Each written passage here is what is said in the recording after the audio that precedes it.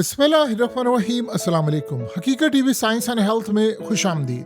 पूरी दुनिया हैरान थी और जानना चाह रही थी कि ईरान में जो कल 5.2 की शिद्दत का जल्जला आया है ये क्या है। उससे पहले भी ये जल्जला आया, 3-4 दिन पहले भी आया, और अब ये जो जल्जला आया है, क्या इसराइल ने कोई हमला किया? ये ईरान ने अपना एटमी ताकत बनने का ख्वाब पूरा कर लिया है।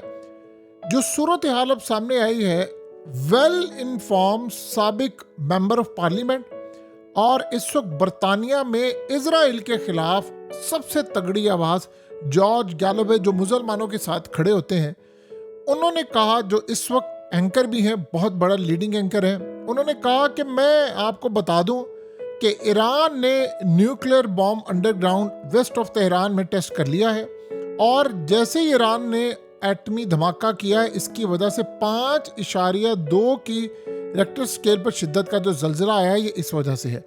यानी उन्होंने क्लियरली कहा है कि जो उनकी इत्तलात हैं, ये जो कल 5.2 की शिद्दत का जल्जला आया है, ये ईरान ने अपना न्यूक्लियर टेस्ट किया है और ईरान इस वक्त एटमी ताकत बना है।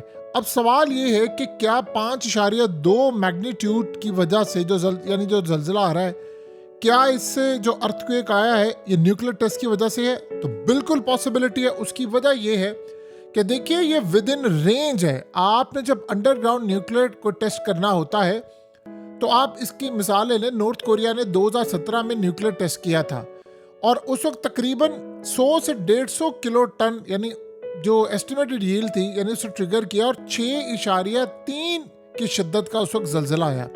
तो अगर आप छोटे पैमाने पर, यानी जैसे स्मॉलर यील्ड्स करते हैं, तो 10 से 20 किलो टन ये यूजुअली 4.5 से लेकर 5.5 मैग्नीट्यूड सेस्मिक एक्टिविटी होती है। यानी इसका मतलब है जो कम पैमाने का, कम दर्जे का जल्जला होता है वो आप छोटे लेवल पर भी कर सकते हैं। और इस सूरत हाल के अंदर ये 100% पॉसिबिलिटी है कि ईरान इस वक्त न्यूक्लियर टेस्ट कर सकता है। देखिए, ईरान ने ऑफिशियली इस बारे में कोई बात नहीं की। अमेरिका का यूनाइटेड स्टेट जियोलॉजिकल सर्वे इस वक्त तहकीक कर रहा है कि क्या ईरान ने टेस्ट किया है। उसके अलावा इंटरनेशनल एटॉमिक एनर्जी एजेंसी जो है वो भी इस पर काम करी है, और सबकी इस वक्त यानी सिट्टी गुम हुई है, ये हुआ क्या है। असल में एक ऑर्गेनाइजेशन है CTBTO। ये करते क्या है, जो nuclear test ban treaty organisation है, ये बेसिकली चेक करते हैं कि किसने क्या काम किया, किसने नहीं किया। कुछ दिन पहले ईरान की पार्लियामेंट के अंदर से आयतुल्लाह अली खामनाई को कहा था कि देखिए, हमारे पास टाइम थोड़ा है, आप हमें ऑथराइज कर दें कि हम न्यूक्लियर टेस्ट कर लें। हम इस वक्त पूरी एक्टिविटी कर सकते हैं, हमारे पास और कोई सूरत हाल बाकी नहीं है कि हम ये करें। अगर हम ये कर लेंगे तो हम अलाइव रहेंगे। इस वक्त ईरान में आप सोचे ना, तेहरान के अंदर तकरीबन, यानी आप सोचो 95 लाख लोग रहते, 95 लाख से 1 करोड़ के करीब लोग रहते। 50 लाख लोगों ने तेहरान खाली कर दिया है जब से इसराइल ने धमकी दी है। और इस सूरत हाल में जाहिर सी बात है, ईरान के पास कोई अंडरग्राउंड को जाने की फैसिलिटी तो नहीं है। तो ये सूरत हाल बड़ी ज्यादा खतरनाक है कि आधा शहर आपका खाली हो गया, लड़ाई इतनी बड़े पैमाने पर हो गई। तो ईरान के वजूद को इस वक्त खतरा है। सो इस वक्त ईरान ने सबसे पहले ये काम करना है कि अपने आप को बचाना है। अब अगर आप सोचें ये कर क्या रहे हैं, अमेरिका और सारे इदारे, स्पेशली इजराइल, ये कल रात से कर क्या रहे हैं कि ये चेक करने की कोशिश करें कि जो अनयूजुअल सेस्मिक वेव आई हैं ये क्यों आई हैं। क्या ये नेचुरल था या ईरान ने वाकई टेस्ट कर लिया है? और अगर टेस्ट कर लिया है तो वो डिटेक्ट करने की कोशिश करेंगे रेडियो एक्टिव गैसेस या आइसोटोप्स। उसके अलावा जो सैटेलाइट की सर्विलेंस है वो भी हो रही है, फिर डिप्लोमेटिक अलर्ट्स। देखिए, बेसिकली ईरान में आते हैं जल्जले। ईरान फॉल्ट लाइंस पर है, ईरान टेक्टोनिकली एक्टिव है, यानी फॉल्ट लाइंस पर है, तेहरान में है, जागरोस में है और दीगर है। अब होना ये चाहिए कि इसको चेक कैसे किया जा सकता है, इजराइल कैसे काम कर सकता है। देखिए, सबसे पहले जब भी कोई ऐसा मामला होता है, एक तो ये कन्फर्मेशन है कि इस तरह ये काम हो सकता है। होता ही है कि जब 5.2 की शिद्दत का कोई जल्जला आता है तो, या कोई अंडरग्राउंड आप टेस्ट करते हैं, तो आप ये देखते हैं कि क्या ये फॉल्ट लाइंस पर है, यहाँ पर कुछ चांसेस होते हैं जल्जला आने के, या आप नेचुरली ऐसा काम देखते हैं कि अनयूजुअल टाइमिंग और लोकेशन। असल मसला ये है कि ये जो जगह है इस पर कोई बहुत ज्यादा जल्जले नहीं आते आम रूटीन के अंदर। तो इजराइल को और अमेरिका को ये लग रहा है कि ये तो कोई अननेचुरल सा मामला है और हमें इसको देखना है। ईरान इस वक्त पूरी तरह काम कर रहा है। डील शील का देखिए कोई मामला नहीं है। उन्होंने बड़ा क्लियरली कह दिया है कि अमेरिका पर हम भरोसा नहीं कर सकते, अमेरिका से टाइम गेन कर रहा है, उन्होंने हम पर करना है अटैक। आप सोचे ना कि डोनाल्ड ट्रंप ने अभी ये कह दिया है कि जो ईरान 15 दिन में 20 दिन में वो एटमी ताकत बन सकता है, तो इन्होंने इनको रोकना है। इस वक्त हुआ ये है कि ईरान ने पूरी तरह चित किया है इजराइल को। आप जरा ये बात समझिए क्यों पॉसिबल है। ईरान इस वक्त हर वो काम कर रहा है जो रूल बुक के अगेंस्ट है, यानी इजराइल पर कभी हमला नहीं हो सकता था किसी का, ईरान ने वो हदें क्रॉस कर दी।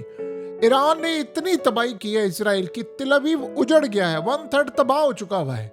और ऐसा लग रहा है आप एक दफा इंटरनेशनल मीडिया को भेजें, आपको पता चल जाएगा इसराइल में हुआ क्या है। उनकी तबाही बर्बादी जिस लेवल पर हुई है उसका आप और हम अंदाजा भी नहीं लगा सकते कि कितने बड़े पैमाने पर तबाही हुई है। नंबर 1 ये सूरत हाल है। नंबर 2 असल में हुआ ये है कि ईरान के कुछ न्यूक्लियर साइंटिस्ट, एक टॉप के साइंटिस्ट है जिसको इसराइल ने कहा हमने मारा है, वो बच गए हैं। और वो बच गए, लेकिन इसराइल वहां पर सेलिब्रेट कर रहे हो बच गए। अब वो उनके बारे में कहा गया ईरान ने कि भाई वो तो महफूज है और वो बच गए हैं। और उन्होंने उनका समझ लें न्यूक्लियर जितने साइंटिस्ट है उनका जो टॉप का ब्रेन होता है वो है। अब सिनेरियो यहाँ पर यह पैदा हुआ है कि ईरान हर वो काम कर रहा है जो इसका इनको पता नहीं है। उन्होंने देखिए F-35 आज तक कभी नहीं गिराए गए, उन्होंने 4 F-35 गिराए हैं और वो ऐलान कर चुके हैं कि हम मलबा सामने लेकर आने वाले। अब एग्जैक्टली यही सूरत हाल थी कि जब ईरान पर पहले दिन हमला किया तो पाकिस्तान समेत दुनिया भर में जो ईरान से हमदर्दी नहीं रखते या जिनको हमेशा ये डाउट होता है कि जी नहीं हमें लड़ाई नहीं करनी चाहिए, इजराइल के आगे झुक जाना चाहिए या फलाना, और जी ईरान को सुलह कर लेनी चाहिए। ईरान ने जो पलट कर वॉर किया है, जो बाउंस बैक किया है, वो इसराइल ने कभी जिंदगी में भी नहीं सोचा होगा कि इस लेवल पर। अब आप एक मिनट के लिए सोचे कि अगर ये डायरेक्टली बताकर आते या अंदर के गद्दार ना होते तो आप सोचे फिर ईरान क्या कुछ कर सकता था। तो ईरान बहुत कुछ कर सकता था, ईरान की सूरत हाल बहुत ज़्यादा वाज़ेह थी। लेकिन अब भी जो ईरान लड़ाई लड़ रहा है वो बड़ी खतरनाक है और बड़ी मुश्किल लड़ाई है जो वो अकेले लड़ाई लड़ रहा है। और इस वक्त हालत ये है कि ईरान को बैकिंग हो रही है लेकिन ओपनली कोई उनके साथ नहीं खड़ा। देखिए सारे अमेरिका से डरते हैं, सारे इजराइल से डरते हैं और कोई नहीं कर सकता। इवन कि 57 इस्लामिक मुल्क है, आप एक ब्लॉग बना ले, इसराइल एक मुल्क नहीं संभाल पा रहा है इस वक्त। ईरान नहीं उनसे संभल रहा। तो अगर सारे आ जाएंगे तो क्या ये संभाल पाएंगे? यानी आप यहाँ से अंदाजा कर लें।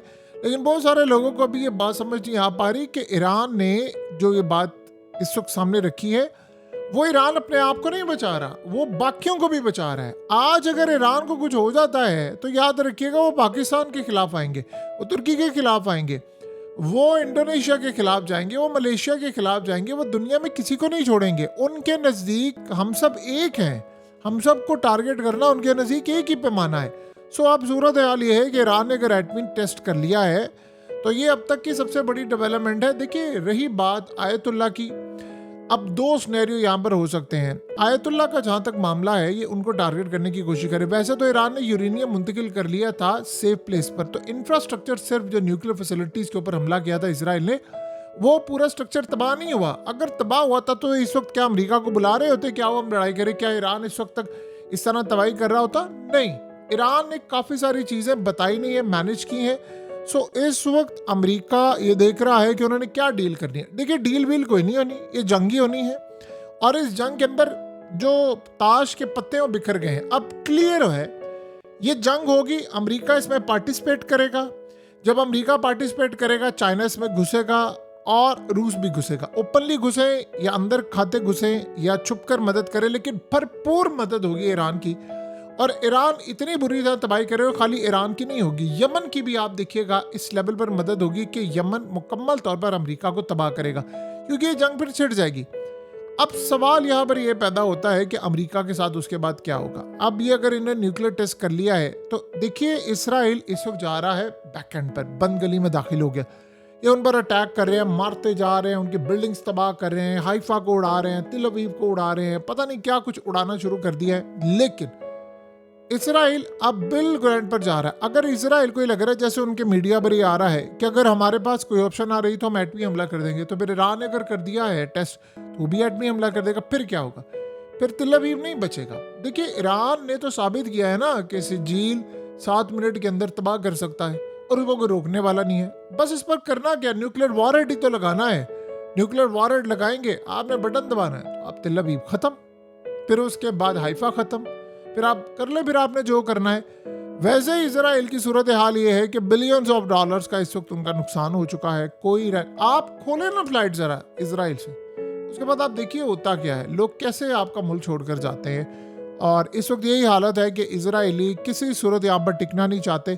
ईरान की इस बड़ी डेवलपमेंट के बाद तो सारी दुनिया हिल जाएगी अगर ये वाकई इस तरह का मामला हो गया। सो अब इंतजार करना है कि अमेरिका और बाकी ताकतें इस बारे में क्या कहते हैं, स्पेशली ईरान। हकीकत टीवी साइंस एंड हेल्थ की इस वीडियो के नीचे कमेंट ज़रूर कीजिए, अपनी राय का इजहार ज़रूर करें और इस वीडियो को हर जगह शेयर करते हुए चैनल को सब्सक्राइब ज़रूर करें।